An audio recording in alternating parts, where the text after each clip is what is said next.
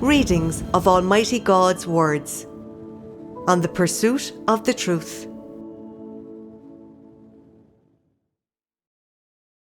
How to pursue the truth.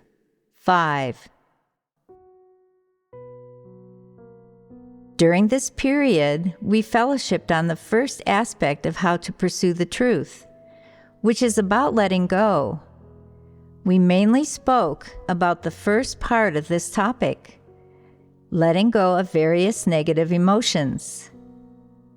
How many times have we discussed the subject of letting go of various negative emotions? 4 times. Do you have any paths for how to let go of negative emotions? The various negative emotions that we fellowshipped on and analyzed superficially appear to be kinds of emotions or thoughts, but actually, at their root, they stem from people's erroneous outlooks on life and value systems, and people's flawed thoughts and viewpoints. Of course, people's various corrupt dispositions lead to the emergence of different erroneous thoughts and viewpoints, which in turn give rise to various negative emotions. Therefore, the emergence of various negative emotions has its origin and its causes. The negative emotions that we have discussed are not momentary or impulsive thoughts, nor are they thoughts and viewpoints in the simple sense of these words, or fleeting moods. These emotions have the ability to influence people's way of life, what they practice, and their thoughts and viewpoints, as well as the perspectives and attitudes with which they view people and things. These negative emotions are concealed deep within people's hearts and in their minds. They constantly accompany them in their daily lives and impact the perspectives and stances they take when looking at various people, events, and things. These negative emotions have a significant negative effect on people's daily lives, comportment, and the paths that they choose in life. They invisibly result in various adverse consequences for people. Hence, people must slowly understand and resolve these negative emotions through the pursuit of the truth and gradually let go of them.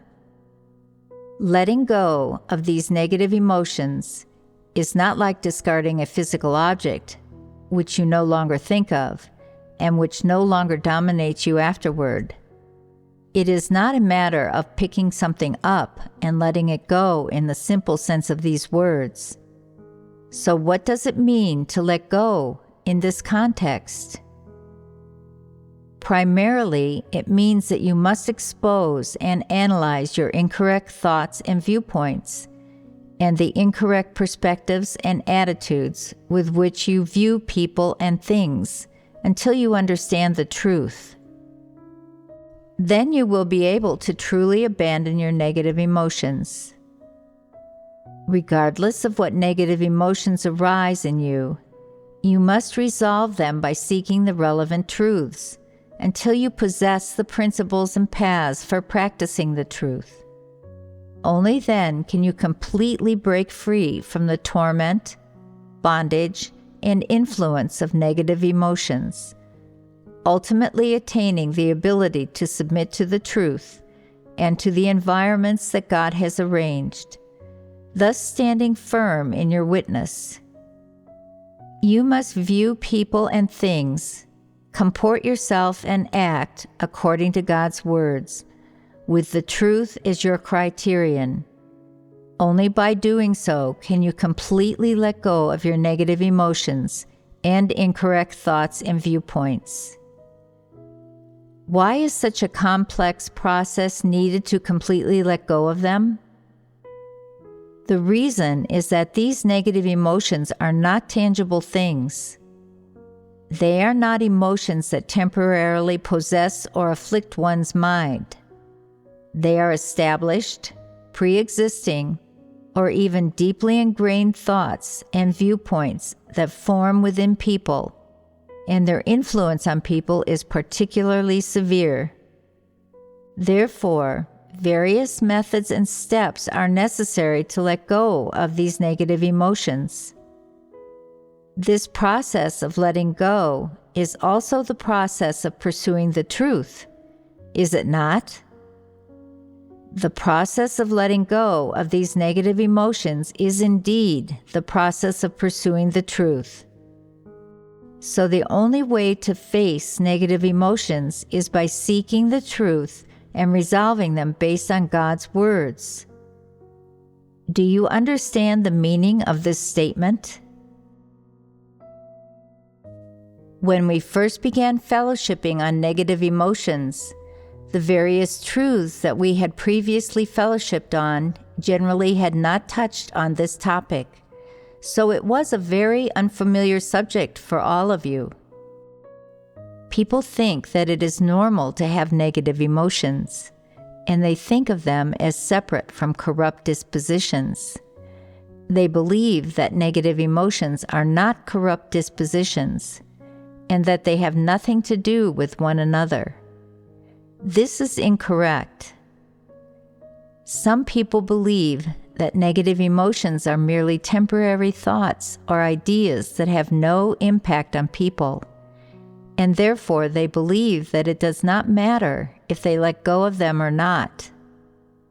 Now, through multiple sessions of fellowship and analysis, it has been proved that negative emotions do indeed have a real impact on people.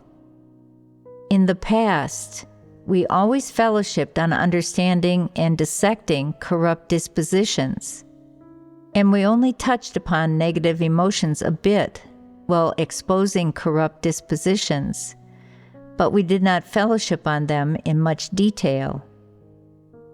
Now, after several concrete discussions, I hope that you can focus on this topic and start learning to analyze and understand these negative emotions in your daily life.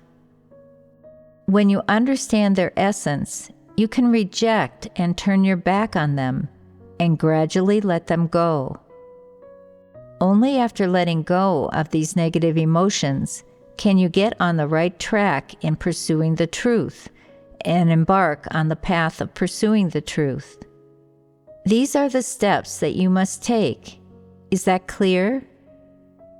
Although negative emotions may not possess and control people to the same extent as corrupt dispositions, when it comes to people's lives, existence, and the paths that they take, these negative emotions are also unavoidable.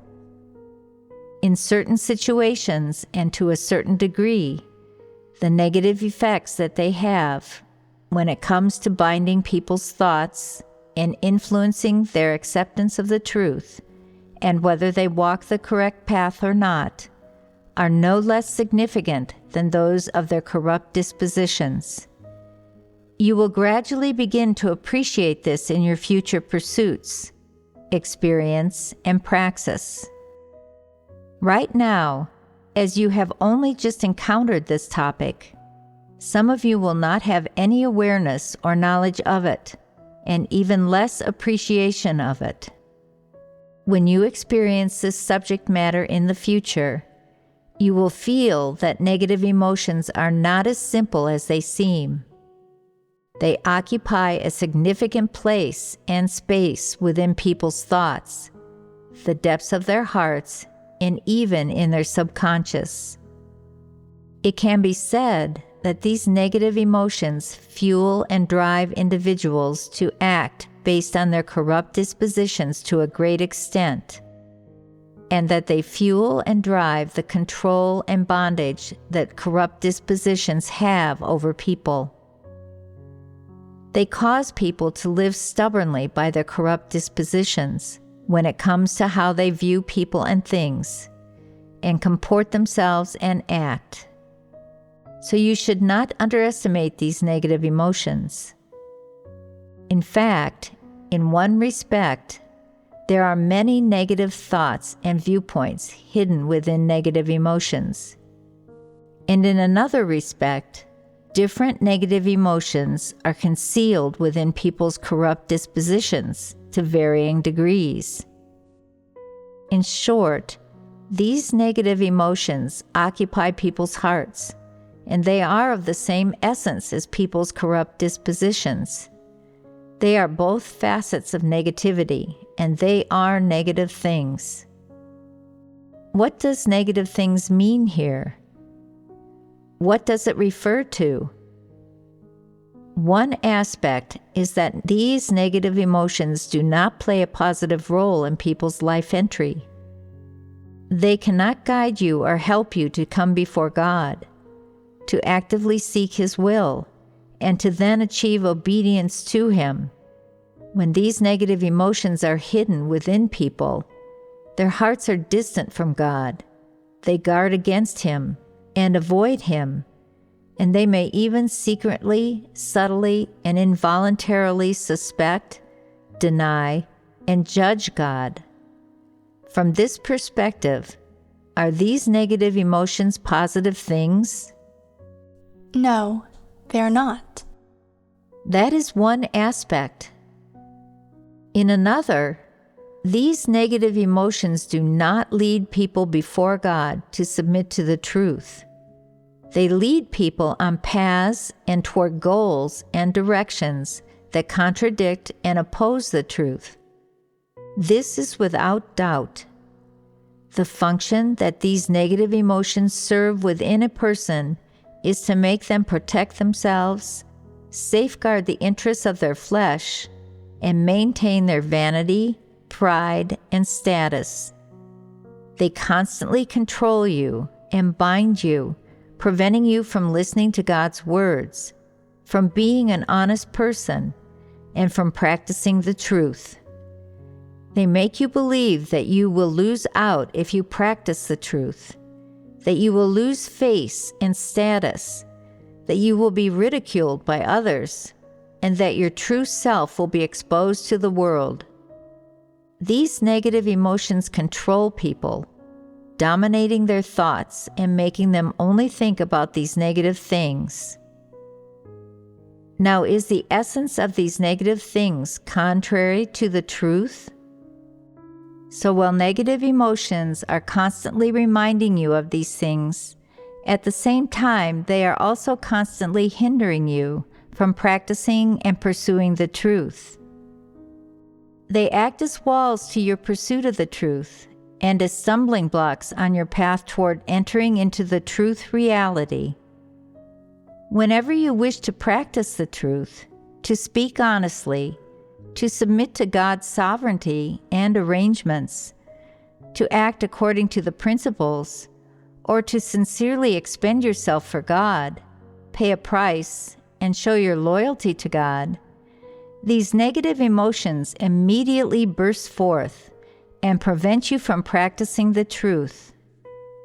They constantly emerge in your thoughts and flash across your mind, telling you what you will lose by acting in that way, what your ending will be, what the consequences will be, and what you will be able to gain. They repeatedly remind you and warn you, preventing you from accepting and practicing the truth, and from submitting to God. Instead, they make you think about yourself, consider your own interests, and as a result, you are unable to practice the truth or simply submit to God. In an instant, your thoughts become bound and controlled by these negative emotions. Although you want to practice the truth at first, and you are willing to submit to God and want to satisfy Him, when negative emotions arise within you, you involuntarily follow them and become controlled by them. They seal your mouth, bind your hands and feet, and prevent you from doing what you should do and from speaking the words that you ought to. Instead, you end up uttering false, deceptive, and judgmental words and engaging in actions that contravene the truth. your heart immediately grows dark and becomes trapped in torment. Your original ideas and plans are good. You want to practice the truth and to offer up your devotion in order to do your duty well, and you have the drive, the desire, and the will to practice the truth. But at critical moments, these negative emotions take control of you. You do not have the ability to turn your back on or reject them, and in the end, you can only surrender to these negative emotions. When negative emotions haunt and disturb people, when they control people's thoughts and prevent them from practicing the truth, people appear so powerless, helpless, and pitiful. When there are no major issues occurring, and when there are no principles involved, people think that they have limitless strength, that they are strong in resolve and faith, and they feel that they are full of motivation. They believe that they cannot love God enough. They think they have a God-fearing heart and that they can do no wrong, that they are incapable of creating disruptions or disturbances, and that they are certainly incapable of intentionally doing evil. But when something happens, why can they not help how they react? These involuntary actions of theirs are not planned or desired, but they still happen and become a reality, and they are far from how those people wish to act. It must be said that the occurrence of these things and the repeated appearance of such phenomena is caused by negative emotions. It is clear that the impact of negative emotions on people and their control over people is not as simple as people imagine, nor is it as easily resolved, and it is certainly not as easy to let go of or forsake. No matter how loudly people usually shout their slogans, no matter how strong their resolve usually is, or how high their aspirations are, or how great their God-loving hearts and faith in God are, when faced with reality, why does that resolve and faith and those aspirations and ideals fail to have any effect? How are they influenced and stifled by transient negative emotions? It is clear from this that negative emotions have taken root in people's lives. They coexist with people's corrupt dispositions, and they have the ability to influence and control people's thoughts and viewpoints, just like corrupt dispositions do. At the same time, and more seriously, they control people's words and actions, and more than this, they control their every thought and idea, and their every action and behavior in the face of all kinds of situations. So is it not very important to resolve these negative emotions? Negative emotions are not positive things. This can be illustrated in two ways. Firstly, negative emotions cannot lead a person to actively come before God. Secondly, they cannot enable a person to successfully practice the truth in the face of reality and enter into the truth as they would like to. They are stumbling blocks to people's pursuit of the truth. They hinder people from seeking and practicing the truth. Therefore, negative emotions must be resolved. By looking at the effect and essence of negative emotions, one can see they are not positive things. Moreover, it can be said that in their essence, they have a greater ability to constrain and control people, to a certain extent, than corrupt dispositions. So would you say that the existence of these negative emotions is a serious problem? If these negative emotions are not resolved, what consequences can be expected? You can be certain that these emotions will make a person live in negativity for a long time, and they have an even stronger ability to constrain and bind people, hindering them from pursuing the truth. Should such a serious problem be resolved? It should be resolved. At the same time as addressing their corrupt dispositions, people should also resolve their negative emotions. If people resolve their negative emotions and corrupt dispositions, their pursuit of the truth will go much more smoothly, and there will not be any significant obstacles to it. Corrupt dispositions are hidden in some of people's surface-level outpourings and approaches, as well as in certain states. So how do you discern negative emotions? How do you differentiate between negative emotions and corrupt dispositions? Have you pondered on this before? Dispositions and emotions are two different kinds of things.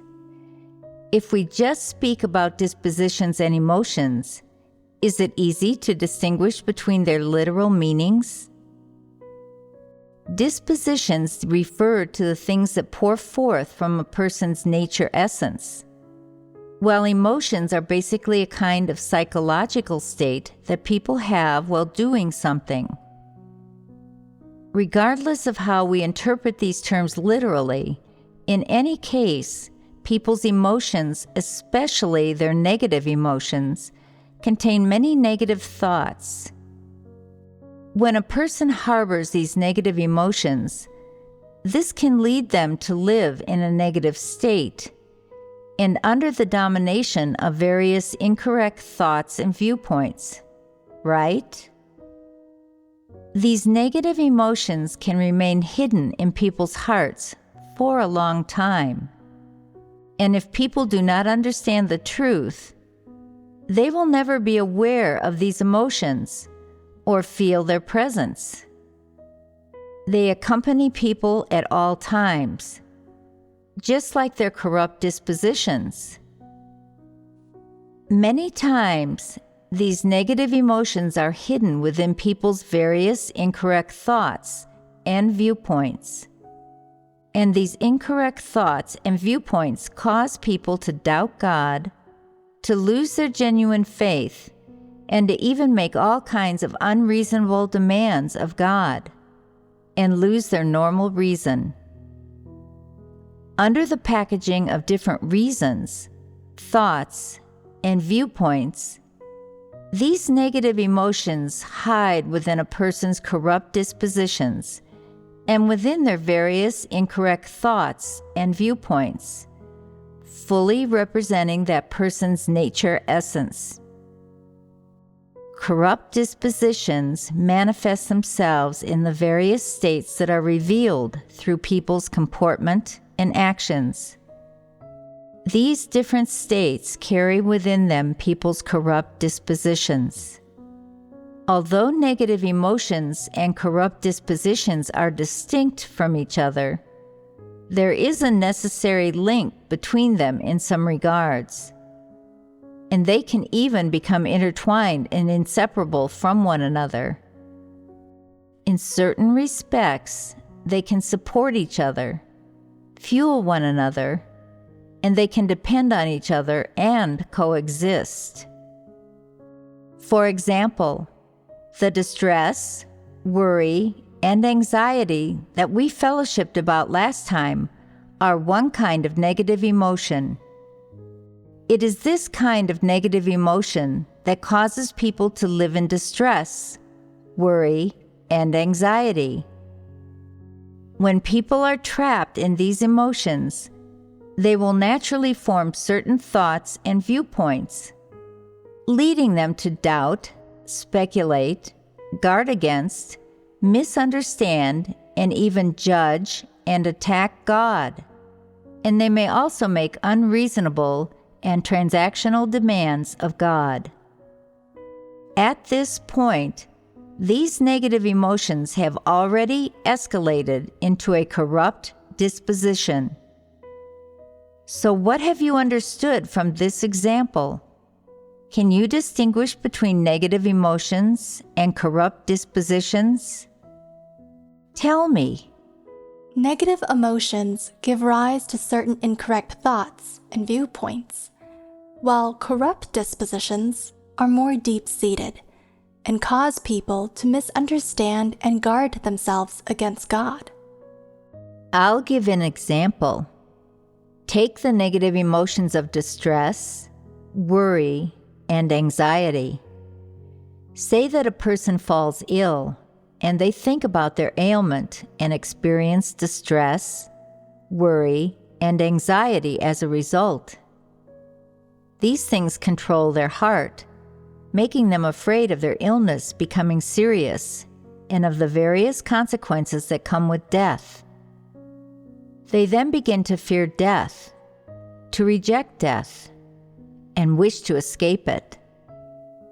This series of thoughts and ideas arises due to their ailment. In the context of this ailment, this person produces many active thoughts.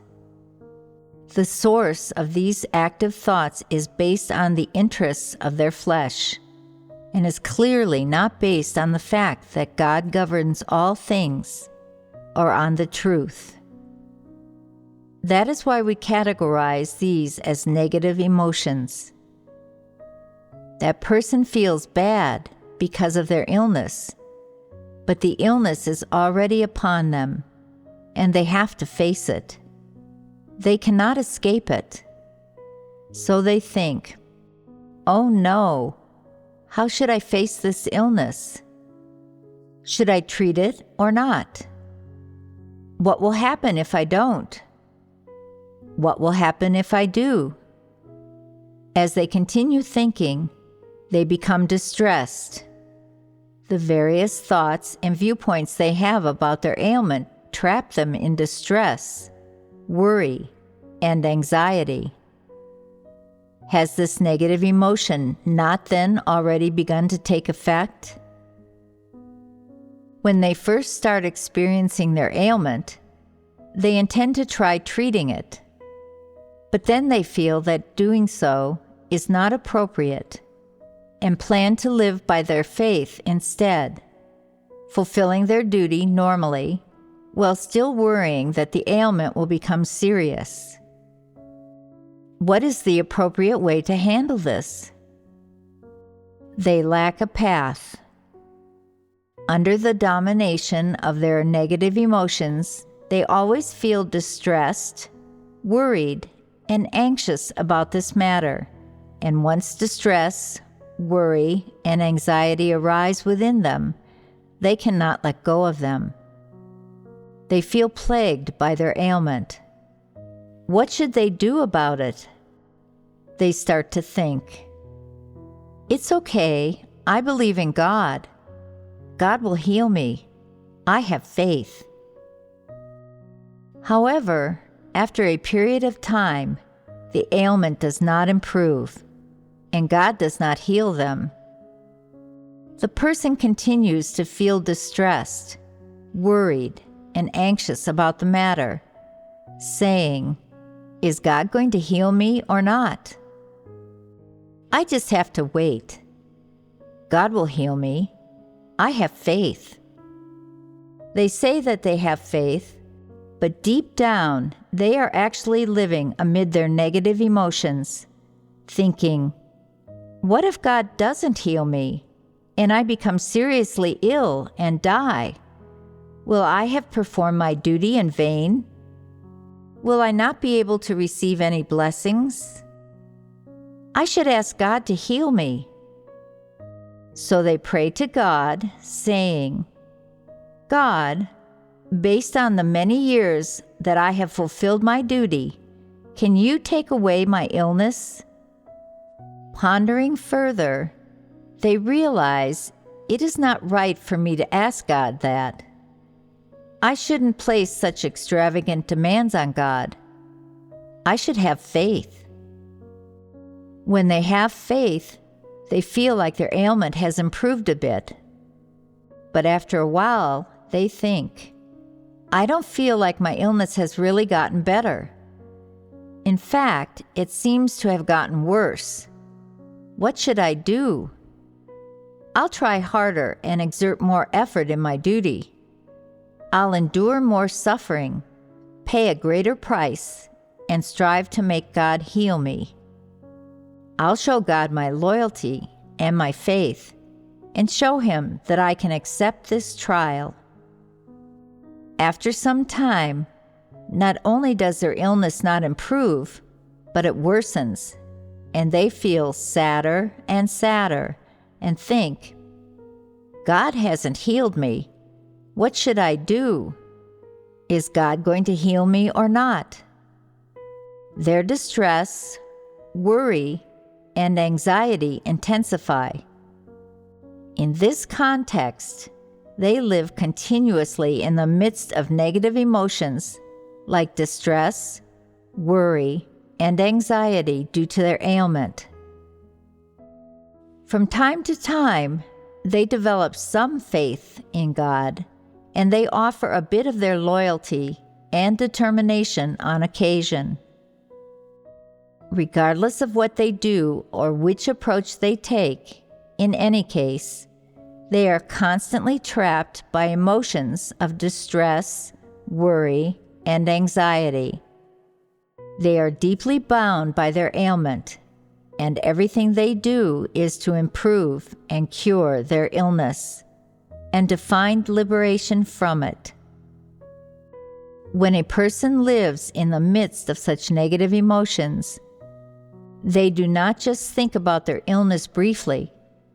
Rather, under the domination of those negative emotions, their thinking is often very active. When these active thoughts cannot be brought to pass, or when reality does not align with what they want, from time to time, numerous ideas or even approaches emerge from their mind against their will. They say, if God doesn't heal me, I'll still fulfill my duty. But if God truly won't heal me, then my faith in Him is useless, and I'll have to treat the illness myself. You see, they think to themselves, if God doesn't heal me, I'll still perform my duty well. This is God testing me.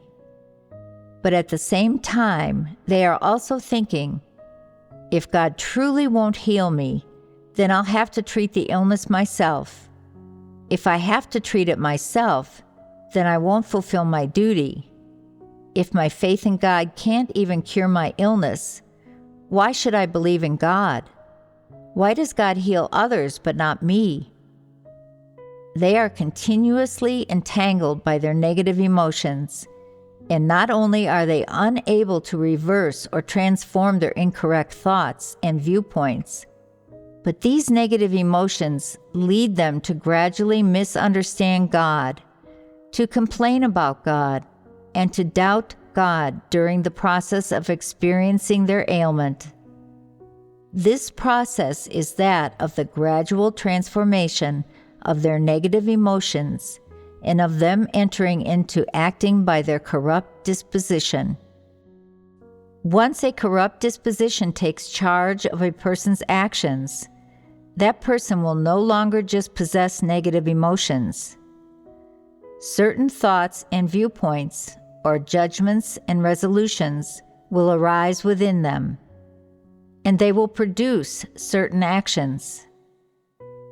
When a kind of emotion transforms into a kind of state, it is no longer simply a matter of negative emotions, of thinking about something or living in a certain status. It is about this status producing thoughts, viewpoints, and resolutions, producing movement and actions. So what dominates these thoughts, viewpoints, movements, and actions? It is a corrupt disposition that dominates them. Is this process of transformation not all smoothed out now? At first, people produce negative emotions within a certain context. And these negative emotions are just a few simple thoughts, viewpoints, and ideas. But these ideas are all negative. These negative ideas stagnate within people's emotions and go on to cause them to produce various incorrect states. When people are living in incorrect states and deciding what to do, how to do it, and what approaches to adopt, erroneous viewpoints and theories form within them, and this, then, involves their corrupt disposition. It is as simple as that. Is this clear now? So tell me about it. In certain contexts, people produce some negative emotions. At first, these negative emotions do not go any further than a few negative ideas. When these negative ideas go on to give rise to various incorrect states, and people start deciding what to do and adopting certain approaches, they become dominated by certain thoughts and theories. This, then, involves their corrupt disposition. Ponder on this and see if you understand it. Is it not simple?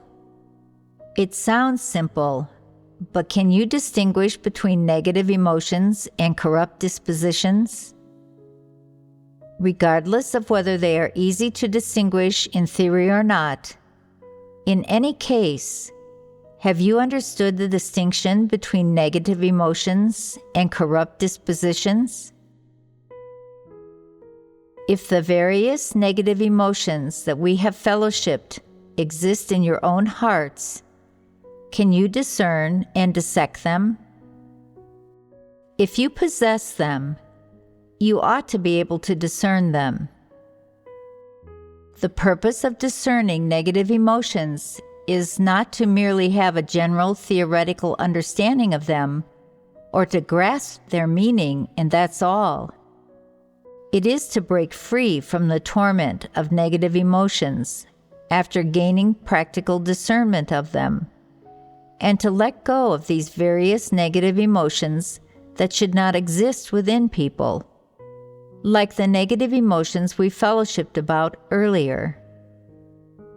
Now, based on the distinction between negative emotions and corrupt dispositions that we just fellowshipped about, can we say that negative emotions are a root cause or a context that leads people to reveal their corrupt dispositions? For example, in the case of illness, if you do not develop negative emotions such as distress, worry, and anxiety due to the illness, it proves that you have knowledge and experience of the matter, that you possess correct thoughts and viewpoints, and genuine obedience. Consequently, your thoughts and actions in that regard ought to align with the truth. Conversely, if you constantly experience negative emotions about a certain matter and remain trapped in negative emotions constantly because of it, it is natural that various negative states will arise in you because of these negative emotions. These negative states will cause you to naturally reveal your corrupt disposition while you are in those incorrect states. Then, you will act based on satanic philosophies, violate the truth in all respects, and live by your corrupt disposition. Therefore, regardless of how we differentiate between negative emotions and corrupt dispositions, in sum, these two things are connected and they are inseparable. In particular, they share a common essence in that both negative emotions and corrupt dispositions are negative things. They share the same essence and underlying thoughts and viewpoints. The thoughts and viewpoints that lead to the emergence of negative emotions are all negative. They are all satanic philosophies, and these negative things lead people to reveal their corrupt dispositions and to comport themselves and act based on their corrupt dispositions. Is this not so?